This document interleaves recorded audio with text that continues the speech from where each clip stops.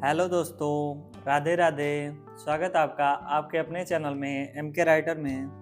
तो दोस्तों, आज हम लोग देखने वाले हैं मीराबाई का साहित्यिक परिचय, या आप कह सकते हैं साहित्यिक सेवाएं, जो कि बहुत ही ज़्यादा प्रसिद्ध हैं और यह बहुत ही भक्ति में बहुत ही ज़्यादा लीन है। इसलिए इनका बहुत ही बार दे देता है, या तो आप 10th का दे रहे हो एग्ज़ाम बोर्ड का, या तो आप 12th का बोर्ड का एग्ज़ाम दे रहे हो, तो बहुत ही ज़्यादा इनका भी आता है।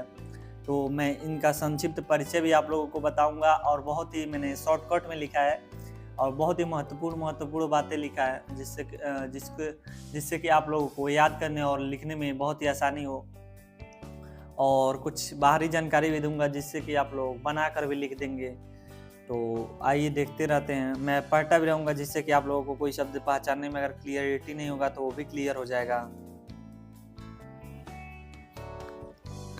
तो आइए देखते हैं। इनका जन्म हुआ था सन 1498 ईस्वी में, और इनका मृत्यु, या तो आप कह सकते हैं इनका निधन 1546 ईस्वी में हुआ था। ये मैंने ऊपर ही लिख दिया क्योंकि ये बहुत ही ज़्यादा इम्पोर्टेंट होता है।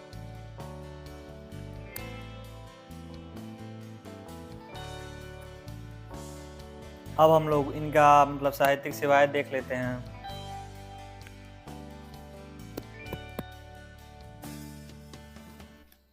तो आइए देखते हैं साहित्यिक परिचय इनका। मीरा के काव्य का मुख्य स्वर कृष्ण भक्ति हैं। इनके काव्य में इनके हृदय की सरलता तथा निश्चलता स्पष्ट रूप से प्रकट होती है। इनकी भक्ति साधना ही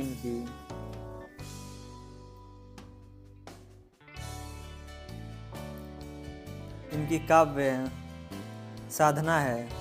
यह बहुत ही बड़ी मतलब जो क्या कहते आप कह सकते हैं कृष्ण जी की या तो राधा जी के बहुत ही ज़्यादा मतलब भक्ति में डूबी रहती थी। मतलब इनके जब यह इनका शादी हो गया था, तो जहाँ पर वो रह रही थी, इनके जो भी वो वहाँ के पापा लगते हैं, या आप लोग कह सकते हैं भोजपुरी भाषा में सास ससुर ये सब होता है ना, तो आप लोग कह सकते हैं। तो वो बहुत ज़्यादा इनको मतलब दबाव डालते थे कि मतलब भक्ति छोड़ने के लिए, पर इन्होंने भक्ति नहीं त्यागा और अपनी भक्ति जारी रखा। शादी होने के बाद भी मतलब फिर भी इनको घर से मतलब निकाल दिया गया, तो इन्होंने भक्ति करते करते ही अपनी जीवन एक आश्रम में, या तो आप कह सकते हैं एक जो भी मंदिर होता है वहाँ पर रहकर अपनी भक्ति पूरे की, और फिर इनका निधन इतना ही कम उम्र में हो गया। तो ये बातें आप लोग अपने ओर से बनाकर लिख सकते हैं। और ये जोधपुर की राव जोधा जी की प्रपुत्री थी, जिनके आप लोगों को थोड़ा सा 2 लाइन उसमें का भी बता देता हूँ। जीवन परिचय का बहुत ही महत्वपूर्ण बातें, जो कि जोधपुर नरेश राजा रतन सिंह की पुत्री थी।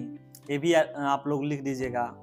जैसे कि आप लोगों को इनका संक्षिप्त परिचय बता देता हूँ एक शॉर्टकट में, जिससे कि आप लोगों को ज़्यादा बड़ा ना लगे। और इनका जन्म हुआ था चौकड़ी मेवाड़ राजस्थान में, जयपुर में आप जानते ही होंगे जिसका राजधानी है। और इनके पिता का नाम था रतन सिंह और पति भोजराज, जो कि इनको ऊपर बहुत ही दबाव डालें कि मतलब भक्ति साधना छोड़ने के लिए। और इनकी भाषा थी ब्रज भाषा। ये बहुत ही महत्वपूर्ण बातें हैं, ये आप लोग ध्यान दीजिएगा। और मैंने जितना भी इसमें लिखा है बहुत ही महत्वपूर्ण शब्दों का चयन कर कर लिखा है, तो आप लोग कृपया ज़्यादा ही ध्यान दीजिएगा। और इसके आगे का हम लोग देख लेते हैं। दाम्पत्य प्रेम के रूप में व्यक्त इनके संपूर्ण काव्य में इनके हृदय के मधुर भाव गीत बनकर बाहर उमड़े पड़े हैं।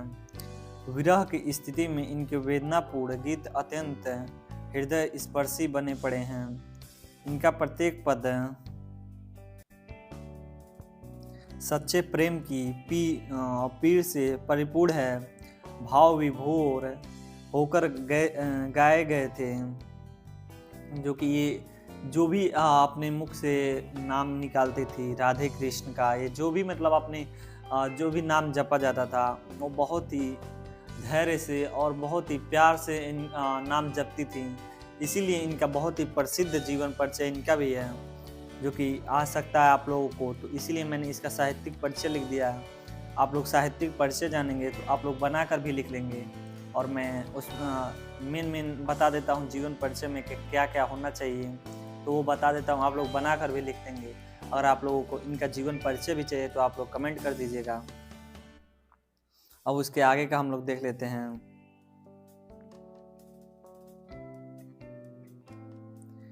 इनका प्रत्येक पद सच्चे प्रेम की पीर से परिपूर्ण थी और भाव विभोर होकर गाए गए थे तथा प्रेम एवं भक्ति से ओतप्रोत इनकी गीत आज भी तन्मय होकर गाए जाते हैं। कृष्ण के प्रति प्रेम भाव की व्यंजना ही इनकी कविता का उद्देश्य है। और आप लोगों को रचनाएं बता देता हूँ, जो कि 2-3 रचनाएं लिख देंगे तो आप लोगों का मान लीजिए 10 नंबर का होता है तो ए डाल देंगे और देख लेंगे जीवन परिचय मिलाकर। तो आज के समय में यही ज़्यादा आता है, क्योंकि उनकी क्या मुख्य कार्य थी, मतलब वो कैसे अपनी दुर्दशा, उनको क्या करना पड़ा, क्या उन सफलता पाई, यही सब इसमें साहित्यिक परिचय में मेन यही बातें लिखी जाती हैं। तो आप लोग इसको अच्छे से ध्यान दे दीजिएगा और मैं आप लोगों को रचनाएं बता देता हूँ।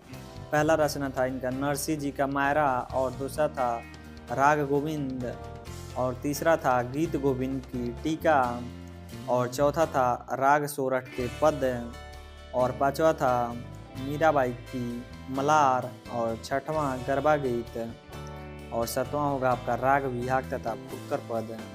यही 6-7 हैं जो कि आप लोग 2-3 इसमें जो भी आप लोगों को आसान लगेगा वो आप लोग लिख लीजिएगा। आशा करता हूँ आप लोगों को वीडियो अच्छा लगा होगा। अगर वीडियो अच्छा लगा होगा, बहुत मेहनत लगता है, तो आप लोग से एक ही निवेदन है, चैनल को सब्सक्राइब करके मुझको मोटिवेशन देते रहिए, जिससे कि मैं आप लोगों के लिए नए वीडियो और नए टॉपिक पर रोज़ वीडियो लाता रहूँ। तो मिलते हैं नए वीडियो में। बाय।